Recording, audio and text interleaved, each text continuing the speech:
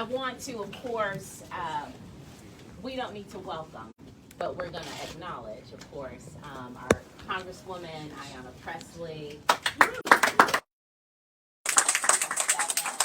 course our United States Senator Elizabeth Warren, welcoming them on their first stop this morning. First stop. Because you got to start here. Okay, origination. First stop on the student debt cancellation tour across Massachusetts. On behalf of the NAACP, I do want to emphasize just how critically important student debt cancellation is. For us as an organization nationally, we took on the issue in support of the work that Congresswoman Pressley and Senator Warren were doing in Congress, recognizing how important it is, not only as a racial justice issue, but as an economic justice issue, how important it is for us to tackle student debt.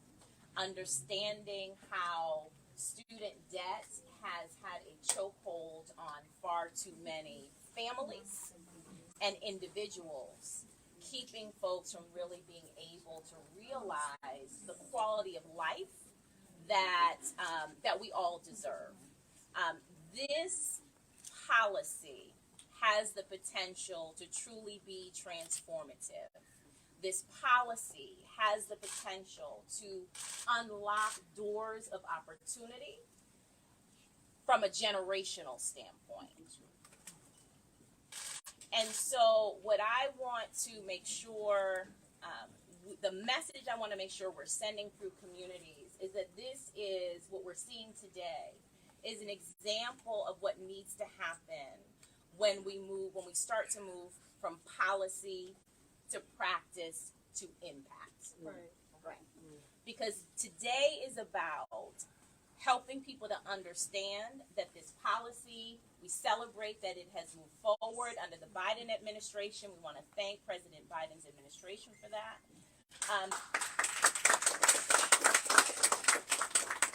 But we also recognize that the impact doesn't happen if we don't move into practice. Okay.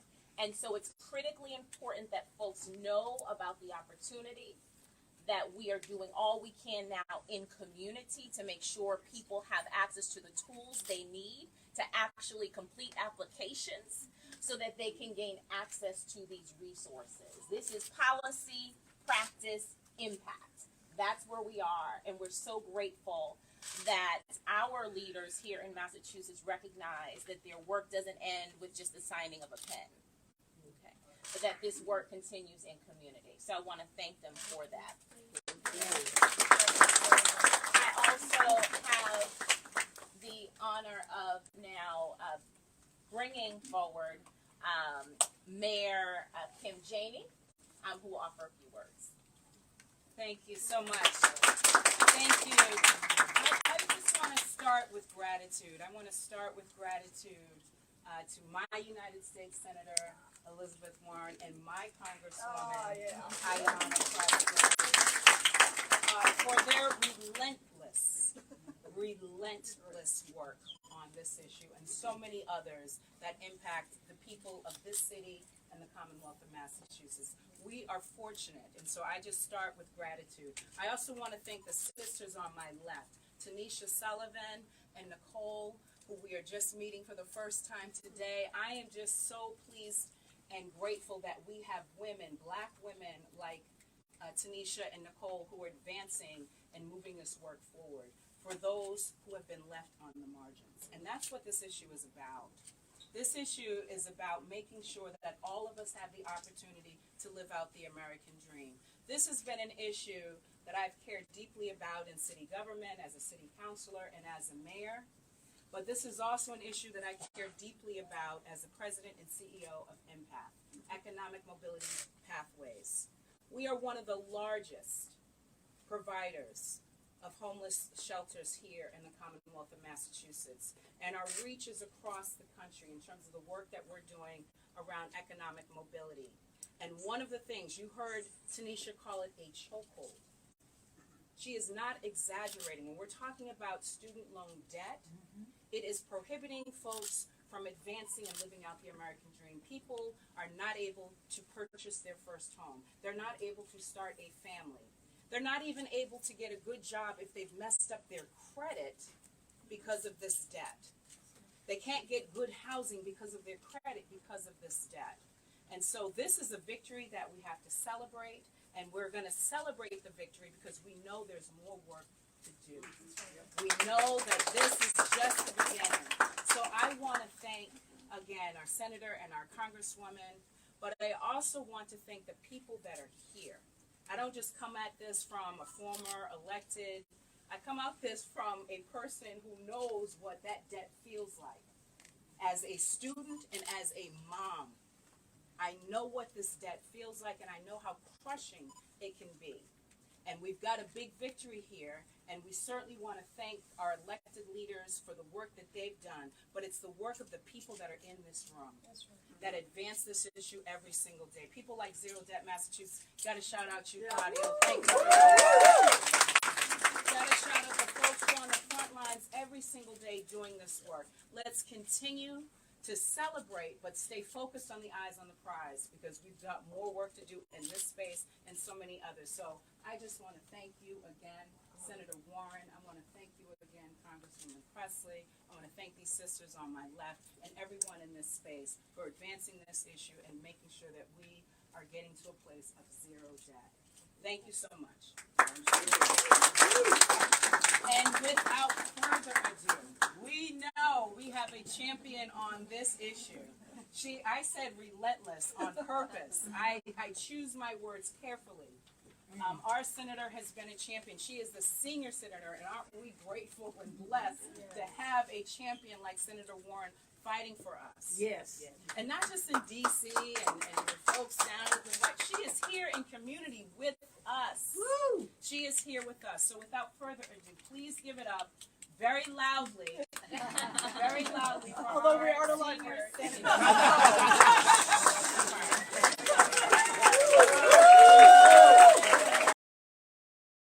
I just want to say thank you to all of you. I'm here to do two things this morning. One is to celebrate partnership, and two is to extend partnership even further. I start by celebrating partnership by saying when you really go into a hard fight, you want somebody beside you who is ready with the same kind of determination to live and breathe this morning, noon, and night until we get the job done. And that person is Ayanna Pressley. We wouldn't have done this without Ayanna. She was there behind the scenes. She was there in front of the scenes. She was there making the scenes. Ayanna's the one who helped push this across the finish line. And made it so clear what it means to the people of Massachusetts and what it means to the people of this country. I also want to say a very special thank you to Kim Janey, who has been fighting the fight, plowed this field in this fight, and also to the NAACP. Tanisha, I appreciate what you've done. I appreciate what's been done nationally to drive home that this is about economic justice and about racial justice. Never to have anyone forget that as much as we talk about education being the great equalizer, the great opener of doors of opportunity, and I believe that the consequences of student loan debt have turned us in exactly the opposite direction. That today, people of color borrow more money to go to school, more money while they're in school, and have a harder time paying it off when they get out of school. You were powerful in joining forces to make sure that the President of the United States, that his entire administration, and that people across this country understand student loan debt is not the issue of a handful of elites from Ivy League colleges. It is a racial justice issue. It is an issue for people who have gone to community college. It is an issue for people who have gotten technical degrees. It is an issue for people who have their 4-year degrees. It is an issue of working people across this nation. This partnership is how we make change. President Biden has canceled up to $20,000 in student loan debt, and yes, zero debt. Thank you for your part in this. All the groups that got out there, up to $20,000. We've gotten the policy. The president has now gotten us going, but it only works if we extend this partnership. It only works if it moves from all of us who've been talking about this for a long time, right down to every one of the over 800,000 people here in our Commonwealth who are eligible for student loan debt relief, the 43 million who are eligible all across this nation. So, the Congresswoman and I are out here today. We're road tripping. We've already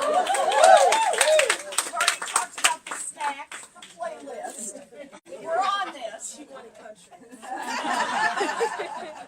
Oh, Patsy Cline speaks to my heart. But we're out here to try to go across the Commonwealth to get more people engaged. It's an easy form. We're going to talk more about how to do that in just a minute, about applying. But we need everybody now to apply.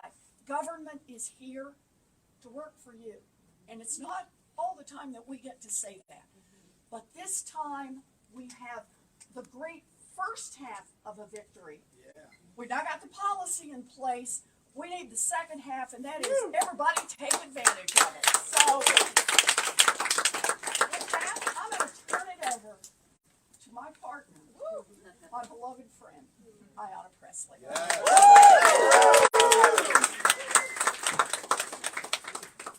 Before I get to my thought partner, strategic counselor here, first I just want to talk about the place that we're in. Just thank you to the Grove Hall, Boston Public Library.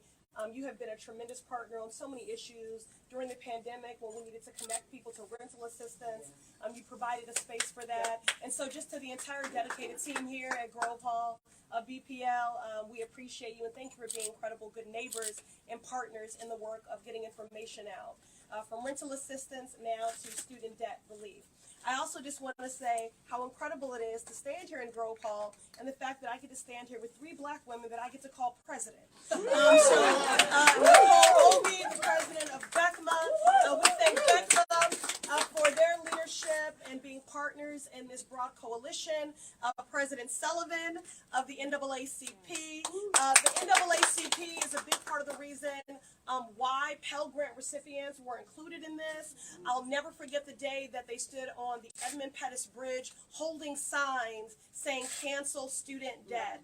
They were able to onboard other civil rights organizations as we grew this coalition over the last 2 years to include borrowers, civil rights organizations, NAACP leading that charge, union families, and the presidents of labor unions, again, really just seeking to tell the accurate story and to provide the face of this nearly $2 trillion crisis. And of course, what a joy it is to be able to refer to you both as mayor and president. Kim Janey, we thank you for your leadership and anything that every issue you've taken on has been about making the road easier and unburdening those who carry the heaviest burdens, from fare-free transit and expanding those bus lines when you were mayor to your role now at Empath. We thank you. And I will say, when Empath was the Crittenton Women's Union, this is actually what introduced me to the crisis of student debt. Because as I listened actively to the stories of the women there, looking to get on a pathway of self-sufficiency, I found that there was a common thread. And that is that many of them had attended for-profit colleges and universities. And that's where I first became aware of those deceptive business practices and predatory marketing. And Senator Warren, you've been an incredible leader on that issue as well. So I thank all the presidents, and I thank our senior senator, who has been my partner in good, and I'm just so grateful for your thought leadership and your strategic counsel.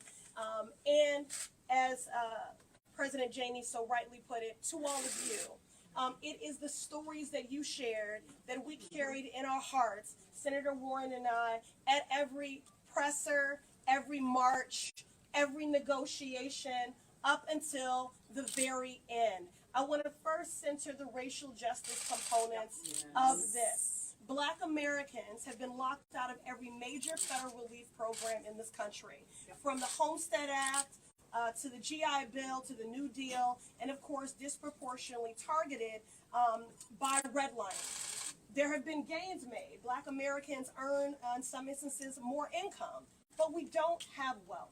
And so black borrowers borrow at higher rates, 85% that of our white counterparts at 65%. And then we are 5 times more likely to default on those loans. And so when you think about those things that create generational justice, a policy like this, student debt relief, and in many instances, cancellation, this is transformative. This is generational justice. This allows those who have been disproportionately locked out to begin to build wealth, to purchase a home.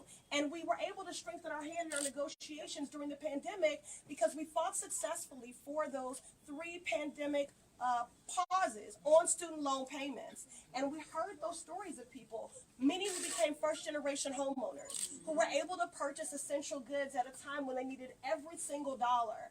And we appealed to the Biden-Harris administration. Look how game-changing this has been just during this short period. Imagine how more meaningful and transformative this will be with the stroke of a pen when you make student debt relief real. And so we thank the Biden-Harris administration for heeding the calls of this broad and diverse coalition. This is a racial justice issue. It is a gender justice issue. 2/3 of this debt is disproportionately on the shoulders of women. And it is an economic justice issue impacting people from every walk of life. Educators who went into debt, now raising young families, they went into debt because they wanted to be nation builders, set our babies on the best path, and they can't pay child care and the monthly minimum. Some of them risk losing licensure. I want to talk to you about the fastest growing constituency of borrowers, 50 plus, senior citizens I met as old as 76 on fixed incomes who had their benefits garnished, who cried to me, I'm going to die still owing on this. I haven't even touched the principal. I owe more now than I took out. I want to talk to you about parents, many of them black parents who took out Parent Plus loans, who can't retire because they're still paying on the loans they took out for their babies. I won't call this student debt forgiveness because borrowers did nothing wrong. You cannot say that we live in a meritocracy.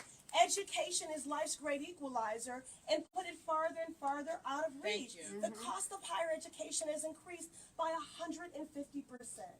So finally, not only is this transformational and meaningful and a testament to the strength of this movement and this coalition, because more often than not, government does not lead, it responds. And it responded to this movement because we were indefatigable. We did persist. Yes, we did. We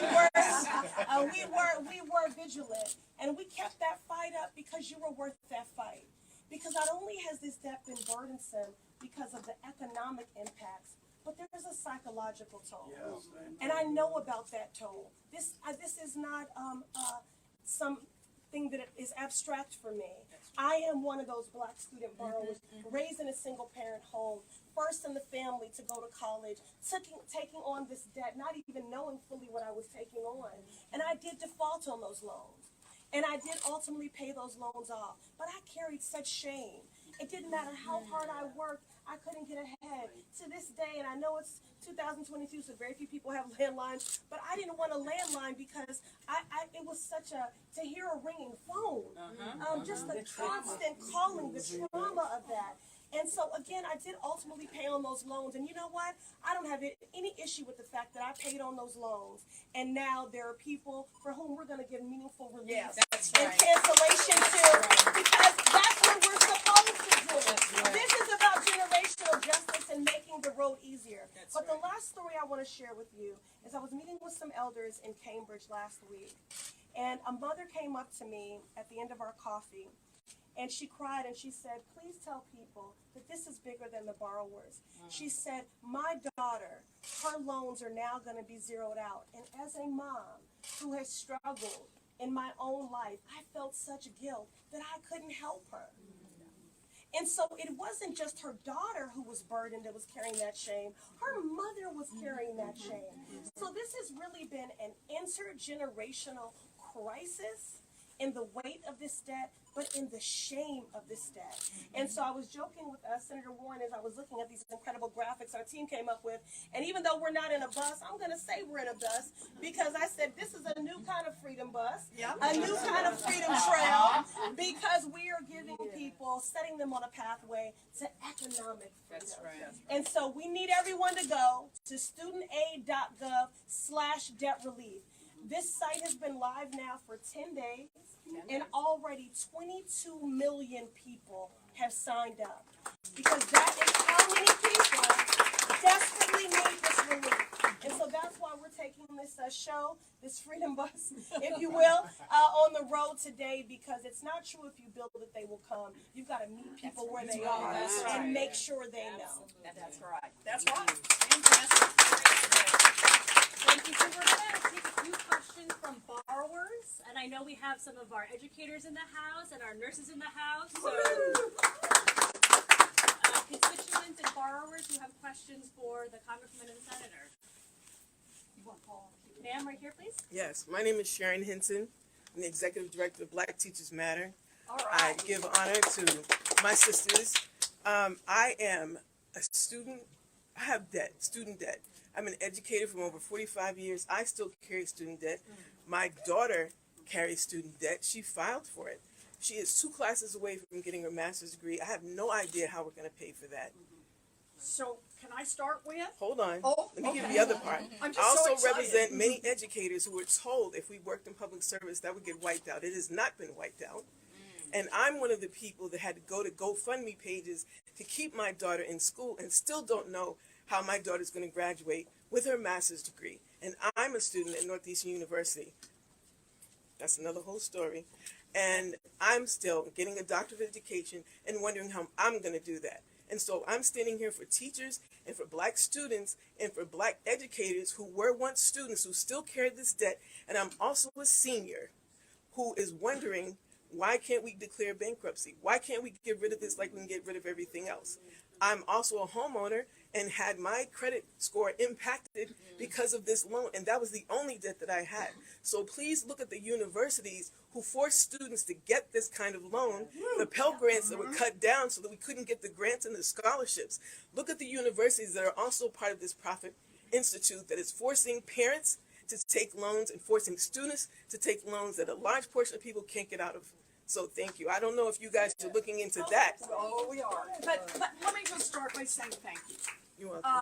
Teachers make the world go round. And Black Thank you. Teachers Matter. And Black Teachers Matter, and thank you for your advocacy on behalf of teachers generally and Black teachers and folks who are in school. Let me just offer a couple of thoughts around this because it raises some issues I want to make sure everybody knows about. While the Congresswoman and I are out here to talk about the debt relief that we're going to get and the application for that, there's another important deadline coming up, October 31st. Anyone who has worked in public service, and that includes our public school teachers, it includes most of our nurses who are working for nonprofit hospitals or in clinics, it includes municipal employees, it includes librarians, hello, it includes people who are doing any kind of public service work for government, it includes first responders, firefighters, all those folks. You've got until October 31st, Halloween, to transfer into public service loan forgiveness. And I say this because, yes, the program was out there. The program was designed not to work. Right. And the Department of Education, for years, made sure it didn't work. Now, the Biden administration has said anybody can transfer in and take whatever months of payments they made while they were working in public service, put them together and count it toward getting complete debt relief. So if you've already got 10 years of payments somehow that you can stitch together, you're eligible for complete debt relief. It's not capped. If you've got 8 years, then you've got 2 more years of teaching and then you'll be eligible. But you've got to have that application in by October 31st, next Monday. That one's absolutely crucial. Yeah, you had a, Hi, go yes, ahead. I do. I went to Northeastern University on a full Uh-huh. scholarship, but obviously had to take out loans in order to exist Sure. in here. I served in America. I rebuilt houses after Hurricane Katrina. I taught in BPS schools. We came back to pay, and they wouldn't take our scholarship money. So my question for you is, what are you going to do for the private universities that now leave our loans collecting interest, even though we have the scholarship money? So it's not that we didn't pay. I paid in service. I paid for 2.5 you. service. So what are we going to do about that? So this one is gonna have to take another go round. And the problem we've got in some of these is some of them the president can do, as we kept saying, with the stroke of the pen. That's what he could do on cancellation. He could change public service loan forgiveness. Some of it is gonna take Congress. And when it takes Congress, It takes more time. it takes more time. And can I just say, this is one more reason we gotta get rid of the filibuster. We cannot do the people's business as long as Mitch McConnell and the Republicans have a veto. But I want you to know, we know and we understand. Can I also hit one more though, because it may be relevant to either of you or to anyone else, and that is also about bankruptcy. It is true. You can go into bankruptcy, and if you've gone to the mall and charged a bunch of stuff, you can get a complete debt cancellation. If you, other ways that you run up debt, you borrow money from a bank, borrow money from anybody, you go into bankruptcy, and in the debt, you can do that with medical debt. Effectively, student loan debt is pretty much cut off from bankruptcy. That is now under potential revision. And I